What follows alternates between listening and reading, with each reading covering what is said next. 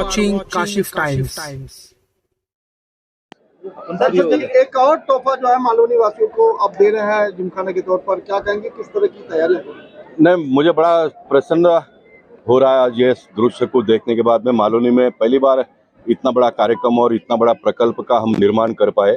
6000 foot का ये जो हमने समाज मंदिर बनाया, जिसमें आने वाले दिनों में जिम भी चलेगा, सामाजिक कार्यक्रम का काम भी होगा, शादी अगर बच्चों को करना हो तो वो भी वो करेंगे। लेकिन मैं चाहता हूं कि जो बाजू में महानगर पालिका का जो उर्दू स्कूल का इतना 8000 फुट का स्ट्रक्चर बनकर बंद पड़ा है, वहाँ पर मैं आने वाले दिनों में शादियों को मिले वो जगह, इस प्रकार का प्रयास करूंगा। और ये जो मलाड जिमखाना जो बना है, इसको एक अलग अस्तित्व देकर खड़ा करे, इस प्रकार का एक मेरा सोच है।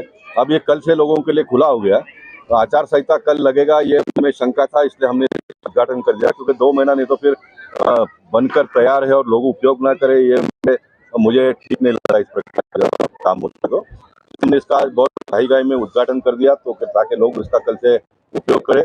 चुनाव पूरा होने के बाद में सारा जिम का भी जो भी सामान वगैरह डालकर फिर एक बार अच्छा कार्यक्रम करके इसको आगे बढ़ाने का वो हम करेंगे। हम आने वाले दिनों में इसके बगल में और 2 प्लॉट है। एक तो आपने आते समय देखा होगा ब्लू कलर का पतरा मारा हुआ है, वो भी एक 4-4.5 एकड़ का वो प्लॉट है, वो भी डेवलप करेंगे। उसके बाजू में एक 1.5 एकड़ का प्लॉट है, वो भी डेवलप करेंगे। पूरा ये मालूनी का जो कल्चर है, इसको हमको आने वाले दिनों में बदलना है। हम आने वाले दिनों में यहाँ पर इंटरकनेक्टेड रोड को एक रोड से दूसरे रोड से कनेक्ट कर रहे हैं, ताकि ये ट्रैफिक जो यहाँ का है वो कम हो। और मड वर्सोवा का ब्रिज का टेंडर निकला हुआ है, उसका एक बार काम शुरू होगा। छोटा ब्रिज है, वो जल्दी 1 साल के अंदर पूरा हो जाएगा। तो आने वाले 1 साल में मालूनी का ट्रैफिक पूरा डाइवर्ट हो जाए, मड का पूरा अंधेरी की तरफ लोग चले जाएंगे और ये ट्रैफिक की समस्या एक बार खुल जाएगी तो मलाड में इन दिनों में मालूनी में क्राइम रेट भी कम हुआ है। आने वाले दिनों में और इस प्रकार के प्रकल्प हम निर्माण करेंगे तो लोगों को अपना एक जीवन है, लाइफस्टाइल पता चलेगा, तो अपने आप में ऑटोमेटिकली लोग अपना जो गलत व्यवहार है छोड़कर अच्छे रास्ते पर चलने का प्रयास करेंगे। अगर आप समाज को कुछ दोगे ही नहीं तो समाज उसी हालत में जीता है और फिर चलता रहता है। एक आदमी गलत करता है लेकिन उसका अंजाम बहुत सारे लोगों को भुगतना पड़ता है।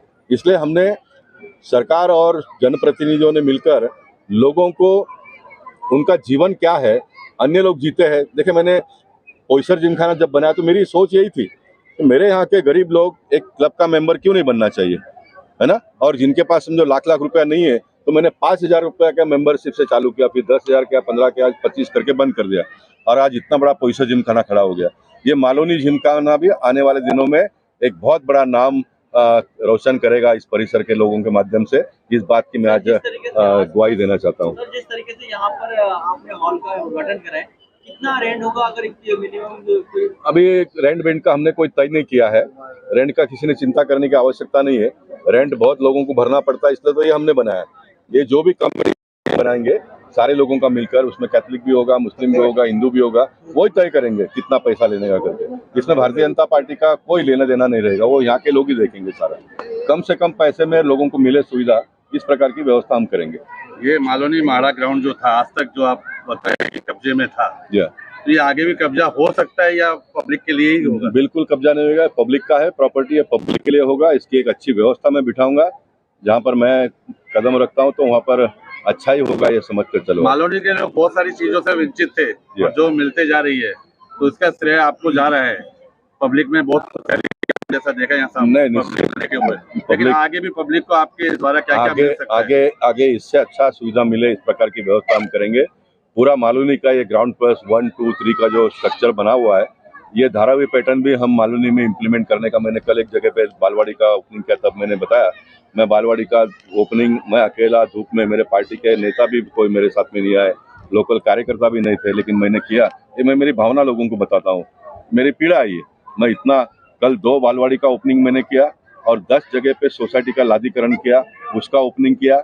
एक ओपन शेड मैंने बनाया, उसका ओपनिंग किया और सारे लोगों को लेकर किया। विनोद सेलार बाद में आए था और कौन था जो ऐसे 2-5 कार्यकर्ता थे। बाकी पीड़ा है, लेकिन मैं लोगों ने मुझे वोट दिया तो मुझे काम करना है ना। मुझे मेरे पार्टी के लोगों को लोग देखकर मुझे लोगों ने वोट नहीं दिया है, तो मैं काम करता हूँ, करते रहूंगा। मालूनी के लोग आपसे, आपकी पार्टी के वरिष्ठ नेताओं से अपनी समस्या लेकर मालूनी में कोई ऐसा कार्यालय खोलने का कोई भविष्य में कार्यालय यानी जनता का समाधान निश्चित ये होना चाहिए। अच्छा मुद्दा आपने उठाया।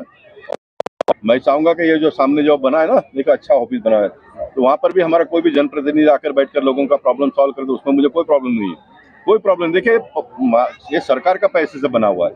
अभी वर्तमान में जो कांग्रेस के नगर सेवक है वो भी यहाँ पर आकर बैठकर पब्लिक का काम करेंगे तो मुझे खुशी होगी, कोई प्रॉब्लम नहीं है, करेंगे हम। ठीक है सर, आपके चाहने वाले चाहते हैं कि आप राज्यपाल बने फ्यूचर में, तो क्या कहेंगे? अरे भाई, क्यों मुझे राज्यपाल बना रहा हूँ? मुझे मेरे घर परिवार के लोगों के साथ में रहने दो। ये गोपाल शेट्टी कभी नगर सेवक बनेगा ये भी किसी ने सोचा नहीं था। मैं मेंबर ऑफ पार्लियामेंट बन गया। अब इससे बड़ी बात क्या हो सकती है ना?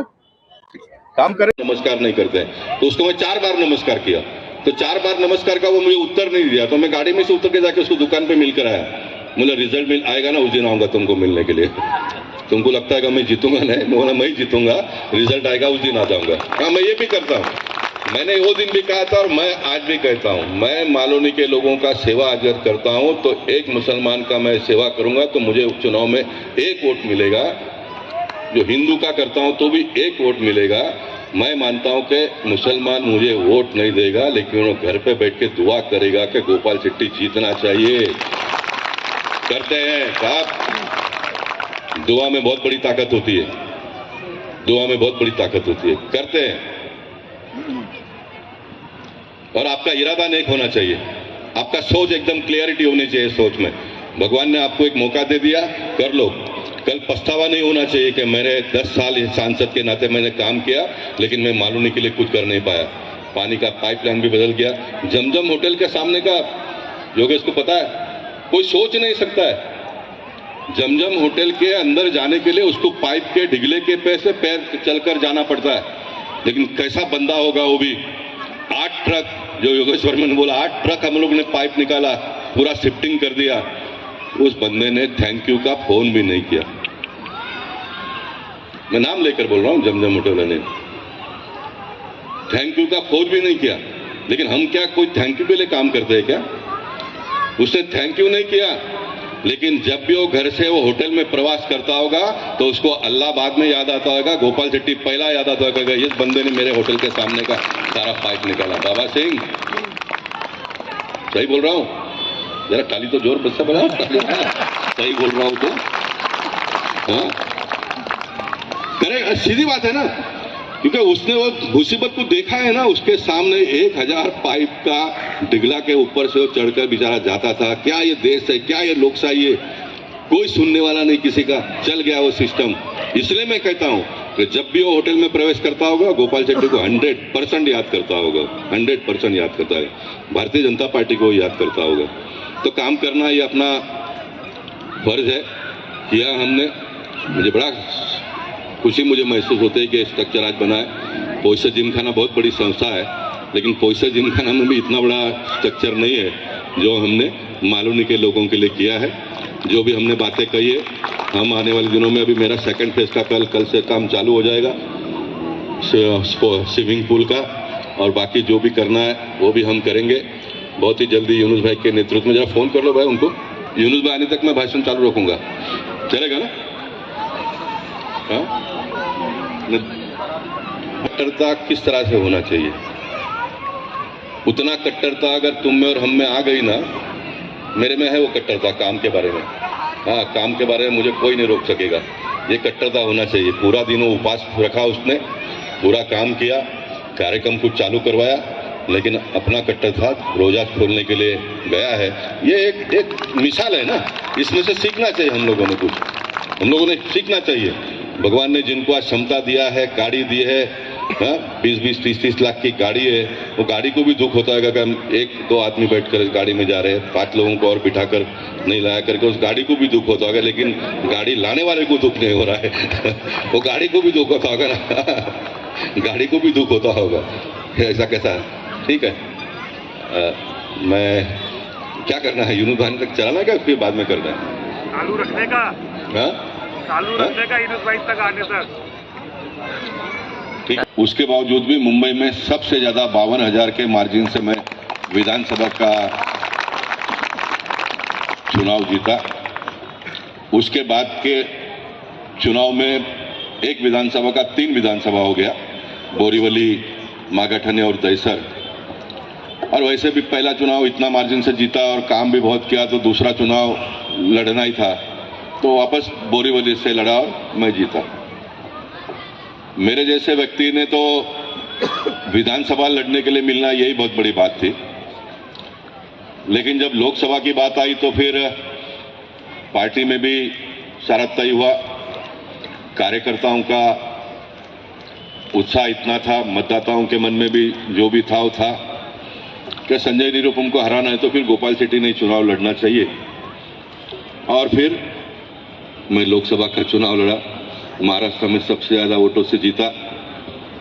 और वो जीत का जब जुलूस या तो पार्टी का कार्यकर्ता सम्मेलन श्रम परिवार का हम लोगों ने किया, तो मैंने डिक्लेयर किया था कि मैं 5 साल में सारे समस्याओं का समाधान करूंगा, तो भी अगली बार मुझे इतना वोट नहीं मिलेगा, ये मैंने कहा था।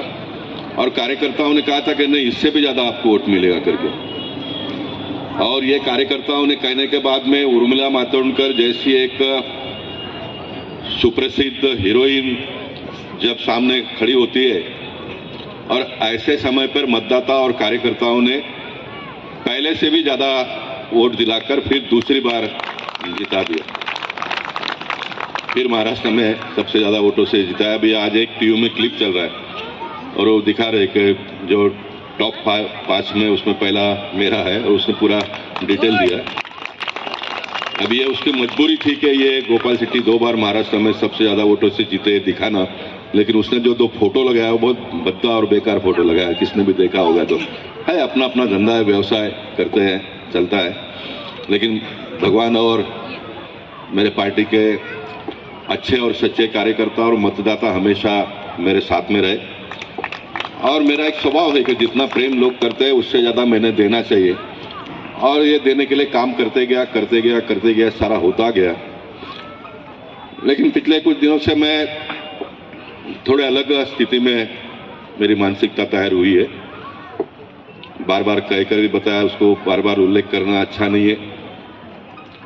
और मैंने परसों भी बताया कि मैं मेरे घर के लोगों के साथ में थोड़ा ठीक ठाक अभी थोड़ा एक अलग जीवन जीना चाहता हूं, लेकिन भगवान की जो भी इच्छा होगी वो होगा, क्योंकि उनके इच्छा के बगैर तो बाहर तो कोई जा नहीं सकता है। लेकिन मैं ऐसा मानता हूं कि मेरे जीवन में जो भी पार्टी ने, कार्यकर्ताओं ने, मतदाताओं ने मेरे ऊपर विश्वास जताया, उस पर खरा उतरने में मैं कामयाब हुआ हूं, इसका मुझे बड़ा गर्व है। मेहनत करनी पड़ी, परेशानी बहुत करनी पड़ी, मालूम नहीं हफ्ते में 2 बार आना यहाँ पर, ये सब देखना, ये सब करना। यहाँ पर कोई आजू बाजू में खड़े होने के लिए भी कार्यकर्ता नहीं होते थे। ये मेरा द्रोणाचार्य गाड़ी में आता है, वहाँ से उसको ही लेके आता था, उसको ही लेके जाता था। 2-5 कार्यकर्ता कभी कभी आ भी जाते थे, लेकिन हो गया, एक अच्छा काम हो पाया। और ये काम में भी यूनुस भाई का बहुत बड़ा योगदान है, बहुत बड़ा योगदान है। ताली तो बजाओ, पैसे लगते नहीं भैया। आप किसी के लिए ताली बजाओ तो कोई आपके लिए बजाएगा ताली ना। तो यूनुस भाई का इसमें बहुत बड़ा योगदान रहा है। ये जो 600 फुट का स्ट्रक्चर बांधने के लिए जो हम लोगों ने महाराष्ट्र सरकार के पास, कांग्रेस की सरकार थी, उनके पीछे पड़कर उन दिनों में फंड पास करवा के लिया, और बाकी आगे का जो भी मेरे एमपी फंड से ये सारा काम खड़ा हुआ है। लेकिन वो महाराष्ट्र सरकार के पास से फंड पास करवाने में यूनुस भाई का बहुत बड़ा योगदान रहा है। उसका कंटिन्यूटी कहिए या तो कंसिस्टेंसी कहिए, बार बार मंत्रालय में जाना, संबंधित लोगों को मिलना, ये सारा इतना आसान होता नहीं। अब लोग सोचते हैं कब ये जाते हैं, कब करते हैं, तो वो जानने के लिए आप लोग को वापस एक बार जन्म लेना पड़ेगा।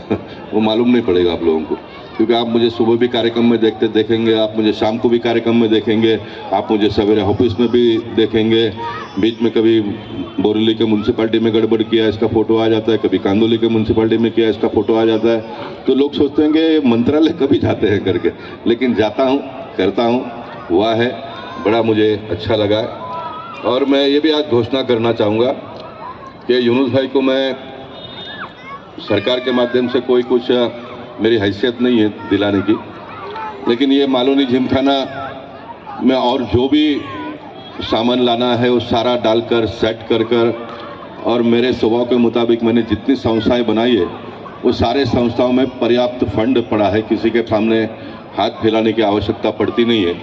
तो यूनुस भाई को आगे चलाने के लिए एक अच्छा फंड भी व्यवस्था करके मैं उनको सपोर्ट करूंगा और उनको कहूंगा भाई आप ये करते रहो और इसको ठीक ठाक करके बाजू का भी जो मैदान हुआ है हमारा फिरोज है क्या, फिरोज अच्छा रोजा खोलने गए तो फिरोज हो, ये हमारे सिमसन सर है, मालूम नहीं मुझे 18 स्कूल तोड़ने का। देखिए देश कैसा चलता है, मैं कभी कभी बेचैन हो जाता हूँ, क्यों ये बहुत कर लिया ना, हो गया अभी। मालूम नहीं जैसे इतने बड़े परिसर में स्कूल नहीं है, प्राइवेट लोग स्कूल बनाते हैं, चलाते हैं, झोपड़पट्टी में स्कूल बनाया, फिर पहला माला बनाया, उसको ठीक ठाक किया, 18 स्कूल तोड़ने का नोटिस हुआ, उनको आंदोलन करना पड़ा मारवे रोड और फायर ब्रिगेड के सामने, बेमुदत धरना उन्होंने किया। तब तो मैं कोई सांसद नहीं था, मैं बोरली का विधायक हुआ करता था, लेकिन मैं यहाँ आता था। मैं यहाँ पर जब फायरिंग हुआ था, रामनायक जी सांसद थे, तब भी मैं यहाँ आता था। मेरा एक स्वभाव है, आज तो पार्टी के पदाधिकारी नहीं आते, आते हैं तो खाली कार्यक्रम में ऊपर बैठने के लिए आते हैं। मैं तो रामनायक जी के साथ में यहाँ पर आता था, फायरिंग वो हुआ था उन दिनों में आरयू सिंह जी के साथ में, तब यहाँ पर आया था। माधवराव मराठे विधायक बने, टीके चौधरी का इतना बड़ा प्रकल्प, तब उनके साथ में आया था। उसका विरोध करने वाले ने विरोध किया, तब भी मेरा कोई सोच भी उतना नहीं था, कुछ भी था, लेकिन मुझे पहले से एक अच्छा काम होता तो क्यों उसका विरोध करते हो।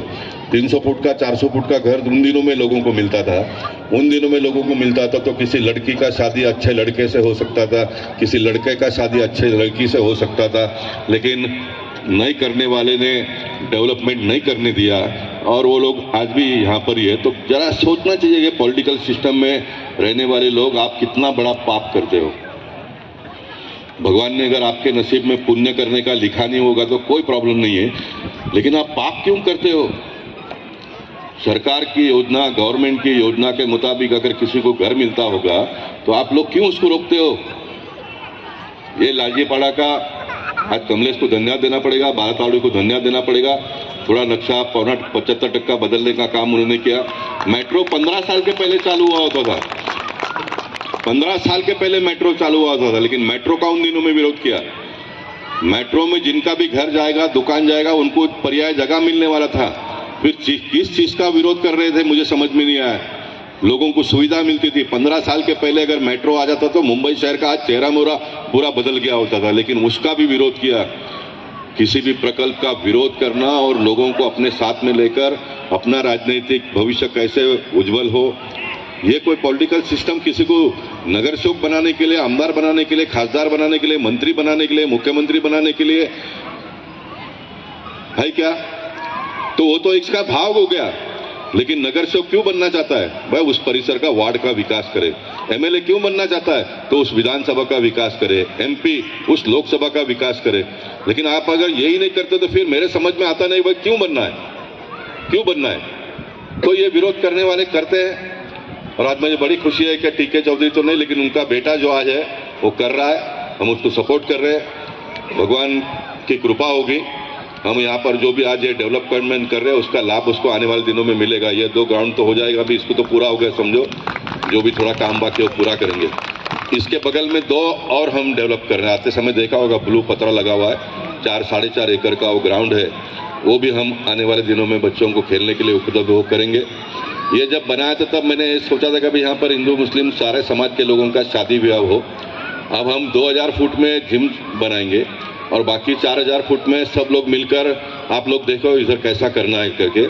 लेकिन परसों में कैंसर नरगिस दस्त के नाम पर एक कैंसर फाउंडेशन का एनजीओ काम करती है, तो वहां पर मैं गया था उसका उद्घाटन में। इससे बड़ा हॉल, अरे स्कूल का है तो स्कूल के काय के लिए, यही तो प्रॉब्लम है। 8000 फुट का हॉल, अभी गवर्नमेंट को मैंने चिट्ठी लिख दिया, मुझे इसका डिटेल दो, कितना करोड़ रुपया तुमने खर्चा किया, कितना दिन से बना हुआ है और इसमें कितने कार्यक्रम हो गया, उसका मैंने हिसाब मांगा है। क्या है गवर्नमेंट का पैसा, पब्लिक का, टैक्स पेयर का पैसा कॉन्ट्रैक्टर को पैसा काम देने के लिए है और कॉन्ट्रैक्टर के माध्यम से कुछ लोगों को दलाली खाने के लिए है? क्या ये 8-8 फुट का स्ट्रक्चर बनता है वो लोगों को उपयोग करने के लिए है? इसका किसी ने हिसाब किताब करना चाहिए। मुझे याद ही दे दो। असलम भाई ने जो जो पाप किया होगा इधर लिख के लाके दो, दूसरे दिन उसको आगे नहीं बढ़ाया तो मेरा नाम गोपाल शेट्टी नहीं है। लेकिन मेरा वो काम नहीं है साहब ये सब करने का, कार्यक्रम में आने का, खाली गाली देने का, किसको चले जाने का। बाद में नहीं, 10 साल हुआ हूं ना मैं सांसद। राम नाईक जी इसके पहले थे ना सांसद। क्या क्या आप लोगों ने मारो मड में सब हिंदुओं का तुड़वा दिया सब। आज भी कंप्लेंट होता है, हिंदुओं के घर टूटते हैं, मोर्चा निकालते हैं, गालियां दूसरे को देते हैं, घर तो हमारे लोगों का टूटता है। हिसाब किताब करूंगा, एक दिन पूरा करूंगा। और जो लोग मस्ती करते हैं उनका नाम भी लेकर करूंगा। भगवान ने इतना हिम्मत दिया है मुझे। करना चाहिए कि नहीं करना चाहिए? करना चाहिए। पब्लिक बोलती है करना चाहिए, करना चाहिए। क्या कर रहे हो आप? काम करो। पांडे जी ने जो बात बताई, हिंदुस्तान का इतिहास पूरा सुन लो। तब 22,500 मत लेते थे आप लोग। 2014 में मोदी जी आ गए, मैं आ गया, 78,000 पे वोट लेके गया। पब्लिक को विश्वास हो गया कुछ करेंगे, 78,000 वोट दिया। अगले चुनाव में जो भी हो उम्मीदवार और वोट बढ़ेगा।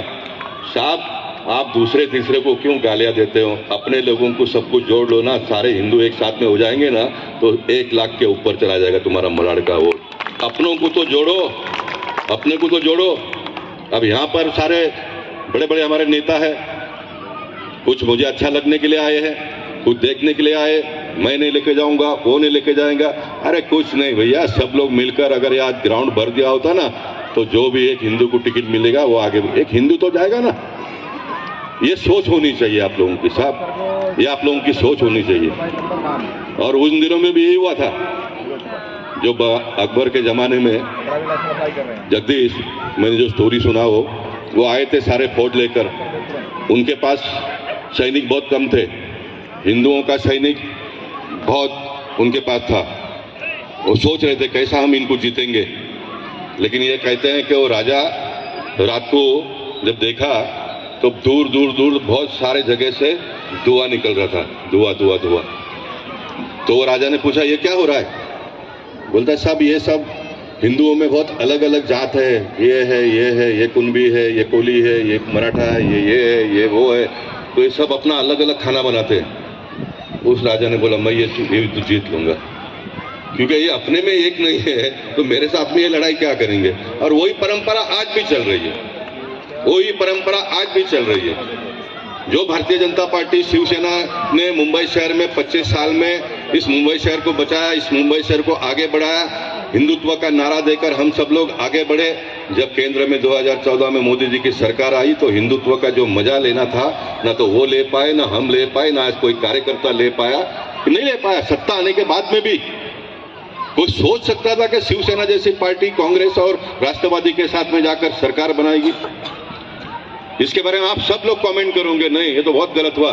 लेकिन आप लोग क्या करते हो भी तो देखो जरा।